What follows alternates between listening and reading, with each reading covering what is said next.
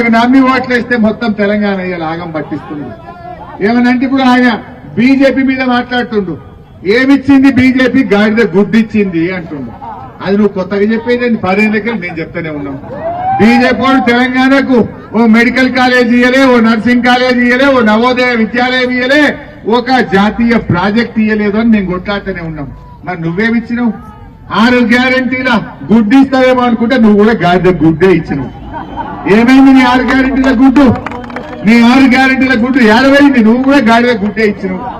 మాట్లాడితే ఏమంటుండు? 6 5 అయినాయట. 6 5 అయినాయా చెల్లె? 6 5 అయినాయంటే పుణ్యాత్ముడు. నేను అడుగుతా, మీరే చెప్పాలి. మొదటి మహిళలకు 2500 వచ్చినాయా?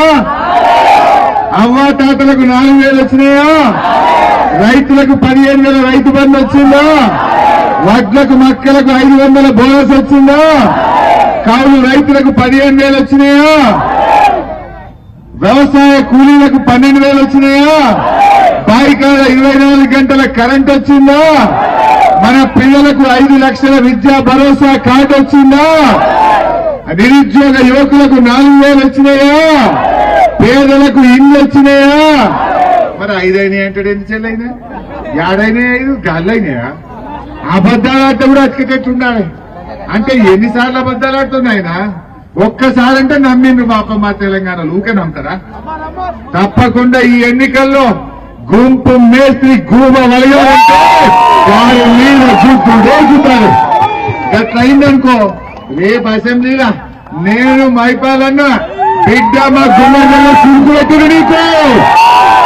నీకు సురుకు పెట్టిండు. ఈ కాంగ్రెస్ కు ఖాళీ డబ్బా పంపింది. ఇప్పటికన్నా కండ్లు వెరు ఇస్తావా ఇయ్యవా 4,000 అని చెప్పి మెడలు వంచి కొట్లాడతాం. కొట్లాడద్దా?